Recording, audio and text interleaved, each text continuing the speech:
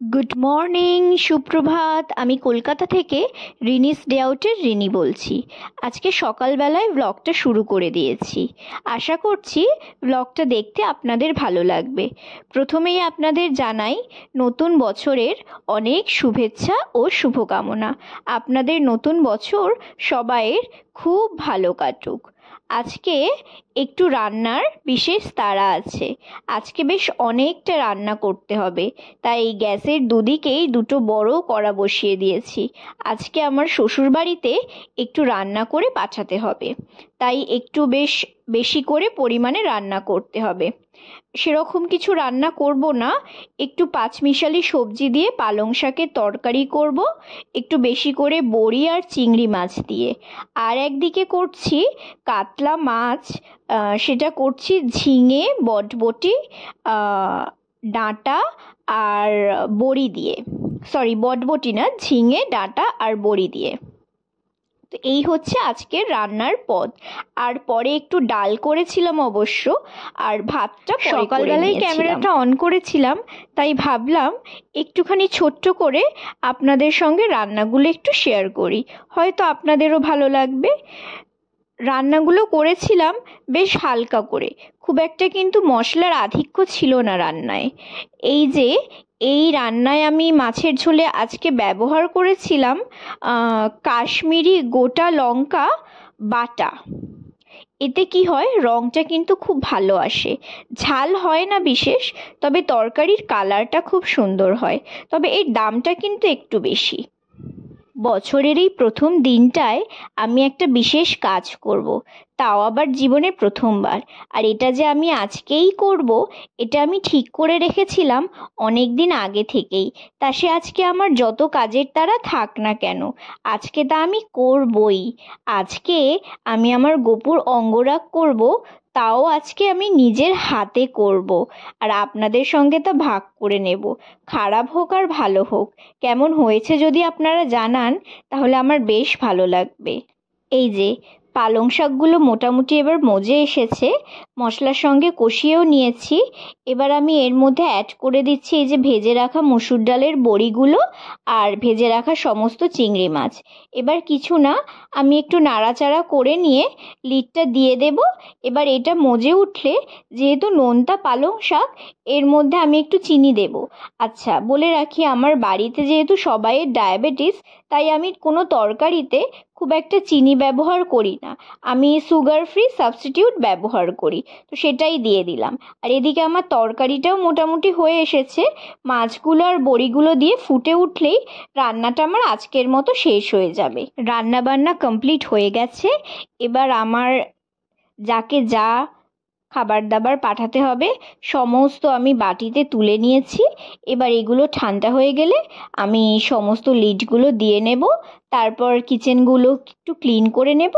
তারপর এদিকে দিদি সাইড বাই সাইড রুটিগুলো করে নেবে রাতের জন্য। তাহলে ব্যাস, আজকের মতো রান্নার কাজটা শেষ। এরপরে আমি সোজা চলে যাব স্নান করতে। এই যে আমার গোপু সোনাও স্নান করে রেডি হয়ে গেছে মেক ওভারের জন্য। আচ্ছা, আমি বলে রাখি, আমি ইউটিউবে যখন থেকে গোপু সোনার ভিডিও দেখতে শুরু করি, তখনও কিন্তু জানতাম না যে গোপু সোনার যে এত সুন্দর চোখের অঙ্গরাগ, বা রাধাকৃষ্ণর এত সুন্দর চোখের অঙ্গরাগ, এগুলো এমসিল দিয়ে করা হয়।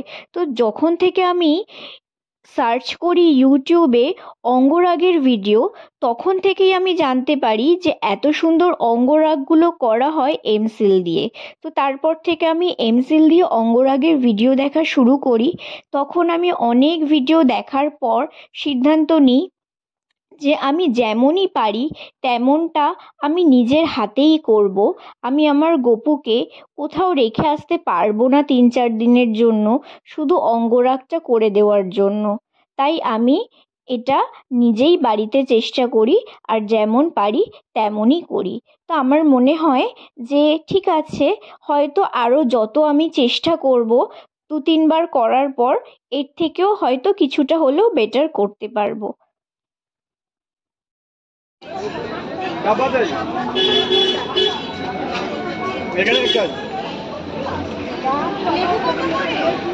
লেবু জোড়া 25 টাকা, 325 টাকা।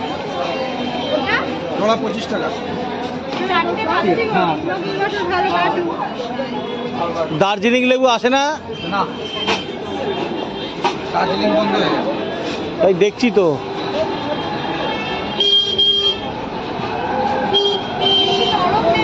গরম নেই তো লেবু দেবো কোথা থেকে? 30 টাকা সব। आइए दे दीजिए।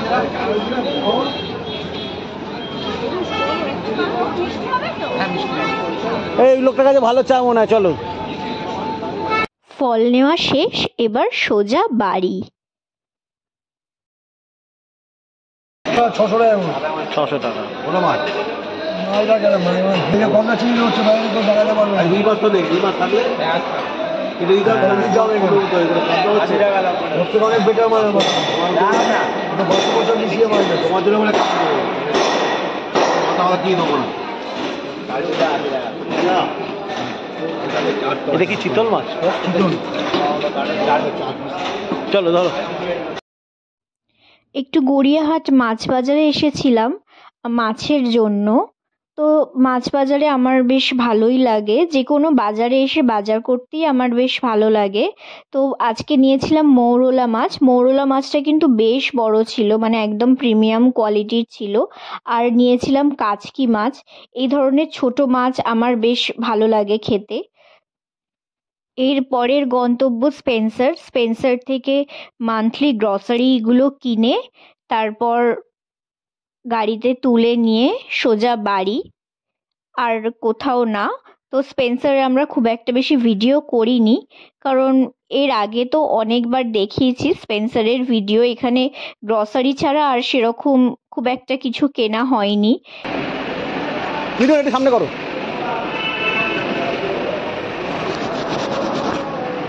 যাও, তুলতে পারবে তো?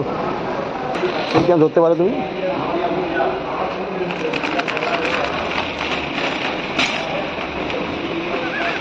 ধরো আমার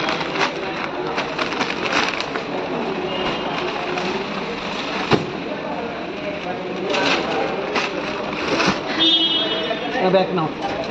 চলো চলো, গেটটা দাও।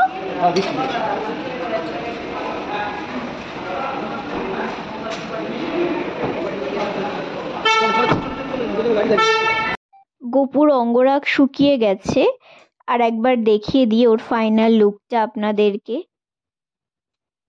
এই দেখুন, আমার তো বেশ মিষ্টি লাগছে, ওর চোখ দুটো বেশ বড় বড় টানা টানা লাগছে। আমি যেমনটা চেয়েছিলাম আমার তো বেশ তেমনটাই লাগছে। আপনারা জানাবেন কেমন লাগছে। এরপরে ওকে একটা বেশ সুন্দর দেখে জামা পরিয়ে দিলাম। এই জামাটা কিন্তু একটু বেশ মোটা ধরনেরই, শীতকালের জন্য বেশ ভালো। তো এই জামাটা পরিয়ে ওর জন্য কিছু গয়নাও এনেছিলাম। আচ্ছা বলে রাখি, এই আজকে আমি যে ভিডিওটা শেয়ার করছি এটা কিন্তু দুদিনের ভিডিও। মানে আমি এই যে ড্রেসটা পরে আছি, এই ড্রেসটা কিনে আমি কিন্তু শুধু ফলই এনেছি, আর কিছু আনিনি। আর মাছ বাজারের যে ক্লিপটা দেখেছেন সেটা কিন্তু আপনারা খেয়াল করলে দেখতে পাবেন, সেটা কিন্তু আমার অন্য ড্রেস পরা। আমি আগে থেকেই জানিয়ে রাখলাম, কারণ এখন গোপাল রিলেটেড ভিডিওতে অনেক রকম কমেন্টস আসে, তো সেই জন্য আমি আগে থেকে বলে দিলাম। তো যাই হোক, তো এবার আমি ওর জন্য বিভিন্ন রকম জিনিস এনেছিলাম। মানে আমি আজকে বেরিয়েছিলাম শুধু ওর কয়েকটা জিনিস আনার জন্য আর কিছু ফল আনার জন্য। তো সেগুলো নিয়ে এসছি। এই যে বালাটা যেটা পরালাম সেটা নিয়ে এসছি, আর এই ময়ূর লকেট দেওয়া হারটা, আর এই পাকড়িটাই কয়েকটা নিয়ে এসছি। তো এই শপিং হল ভিডিওটা আমি আর করার সময় পাইনি, কারণ যেহেতু ওর অঙ্গরাগ করা হয়েছে, ও খালি গায়ে বসেছিল, আমি জানলা দরজা সব বন্ধ করেই গিয়েছিলাম। এবার আমি মানে অনেকক্ষণ ধরে ওয়েট করছিলাম যে কখন ওর অঙ্গরাগটা শোকাবে আর আমি এসে পুজো করব, পুজোটা দেব তাড়াতাড়ি আজকে। তো যাই হোক, আমি পুজোটা দিয়ে নিলাম এবার। তো আজকের ব্লগটা এখানেই শেষ করছি। যদি ভালো লেগে থাকে অবশ্যই আমার চ্যানেলটাকে সাবস্ক্রাইব করে আমার পাশে থাকবে। আর একবার নতুন বছরের অনেক শুভেচ্ছা ও শুভকামনা আপনাকে এবং আপনার পুরো পরিবারকে আমার তরফ থেকে। নমস্কার, শুভরাত্রি, রাধে রাধে।